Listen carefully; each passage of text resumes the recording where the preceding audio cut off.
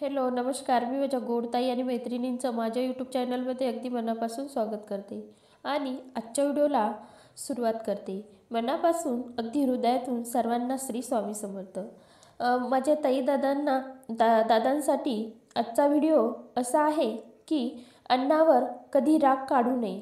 यासाठी मी थोडी माहिती सांगणार आहे, कारण आपण ही चूक प्रत्येक घरामध्ये असते. तर चूक कोणती? आपण आता मी व्हिडिओमध्ये संपूर्ण माहिती सांगणार आहे. कृपया व्हिडिओ संपूर्ण बघा आणि आवडल्यावर तुम्हाला चॅनलला लाईक, शेअर, सबस्क्राईब जरूर करायचं आहे.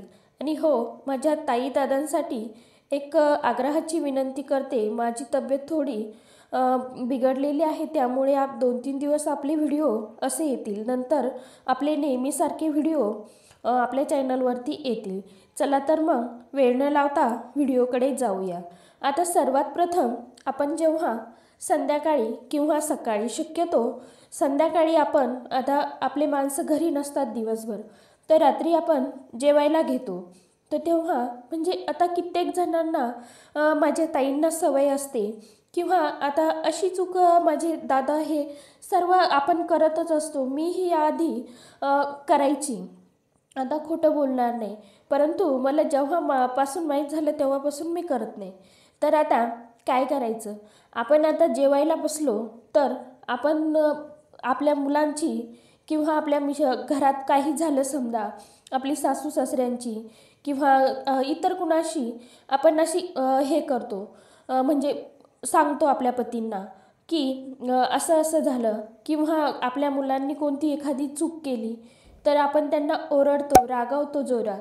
तर ही चूक आपल्याला अजिबात करायची नाही. यासाठी हे शास्त्रामध्ये खूप मोठं आहे, पण मी अगदी शॉर्टमध्ये तुम्हाला थोडी माहिती सांगणार आहे, तर संपूर्ण ऐका. आता घरोघरी आढळणारी एक मोठी चूक म्हणजे अन्नाचा अपमान. एखादा माणूस जेवायला बसतो घरामध्ये आणि तेवढ्यात आपण घरामध्ये किरकिर सुरुवात करतो. यापैकी अचानक नको ते विषय काढतात, त्या शब्दाला शब्द वाढत जातात. त्यामुळे काय होतं, भांडण सुरू होतं व कुणीतरी रागाने जेवणाच्या ताटावरून अचानक उठून जातं किंवा ताट असं सरकून देतं. त्यासाठी आपण कुणीही जेवायला बसलं तेव्हा कधीही आपल्या घरात कितीही कटकट असो, काही असो, तेव्हा काहीच बोलायचं नाही. शक्यतो जेवण करताना मौन पाळण्याचा प्रयत्न करा. मी तर म्हणेन, ताटावरून उठल्याने काय होतं तर अन्नाचा अपमान होतो, माता अन्नपूर्णेचा अपमान होतो. त्यासाठी कधीही जेवायला, आणि हो एक सांगेन, अन्ना म्हणजे आपण जेव्हा जेवण करतो तेव्हा अन्नाला कधीच नाव ठेवायचं नाही. जसंही असेल तसंही खाऊन घ्यायचं. आता घरचा कर्ता पुरुष अथवा स्त्री जेवायला बसले असताना त्यांना घरातील कोणत्याही अडचणी सांगू नका. त्यांना शांतपणे 4 घास खाऊ द्या. शत्रू जरी काही खातपीत असेल, जेवत असेल, तर त्याला सुखाने खाऊ द्या. काहीही बोलू नका. अन्नावरून रागाने उठणारी व्यक्ती अथवा त्याला तसे करण्यास भाग पाडणारा कुणीही असो, दोघांनाही अन्नाचा आपल्याला शाप लागतो. एखाद्याचा तोंडचा घास काढून घेणे हे शापाला आमंत्रण दिल्यासारखं असतं. आता मतभेद वगैरे असतील आपल्यामध्ये, तर नंतरही त्यावर बोलता येते ना, पण समोर अन्न असताना चुकूनही तोंडातून अशब्द काढू नयेत. तसेच कुणाला कोणताच सल्लाही देऊ नये. असो घर असो वा हॉटेल, लग्न मुंजीचा कार्यक्रम, कोणताही समारंभ असो, लोकांनी शांतपणाने जेवण केले तरच तो आशीर्वाद ठरतो. व रागारागात कसे तरी 4 घास पोटात टाकून तो अन्नपूर्णेचा अपमान होतो व वेळ येताच त्यांचे अनिष्ट परिणाम जाणवू लागतात आपल्याला. यासाठी जेवणापूर्वी ताटाभोवती पाणी फिरून चित्रावळी काढली जाते व काही शिते त्यात अज्ञात जीवासाठी काढून ठेवण्याची प्रथा चालत आलेली आहे. मंगल कार्याच्या वेळी ताटाभोवती रांगोळी काढतो आपण, नाही का? अन्नपूर्णा देवी प्रसन्न राहावी म्हणून, संपूर्ण कुटुंबाचे रक्षण व्हावे म्हणून, घर धनधान्याने भरलेले असावे म्हणून, सर्वांची, आपल्या घरातील व्यक्तींची भरभराट व्हावी हा त्यामागील आपला हेतू असतो. अन्न शिजविणारी अथवा वाढणारी किंवा हॉटेलात आपण अन्न पुरविणारे असतात.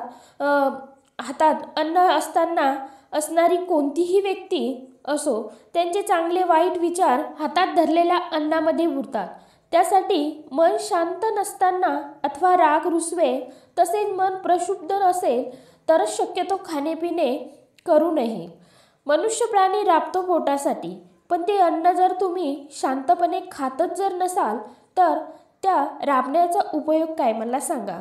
अन्नाच्या नासाडीने अन्नपूर्णा मातेचा अपमान होत असेल तर त्याचे अनेक दोष आपल्याला तर लागणारच नाही का, व ते पुढे चालून आपल्याला त्रासदायक ठरणारच. हे दोष दूर व्हावेत म्हणून आपण यासाठी आपल्या घरी पंचमहायज्ञ रोज करायचा असतो. ज्योतिषशास्त्रामध्ये असे सांगितलेले आहे, अतिथी देवो भव ही म्हणही त्यासाठीच वापरतात. पशुपक्ष्यांना खाऊ घातल्यास आपल्या कमाईला ऊर्जितावस्था येते, म्हणजे बरकत येते. ज्यावेळी संकटे येतात त्यावेळी कुणाच्या तरी रूपाने देव आपले रक्षण करण्यासाठी धावत असतात, येत असतात. अन्नदान केल्याने अनेक दोष आपल्या घरावरचे किंवा आपल्यावरचे नष्ट होतात. आपली जी राहती वास्तू ही शांत राहते आणि स्वतःची आध्यात्मिक शक्तीही वाढते.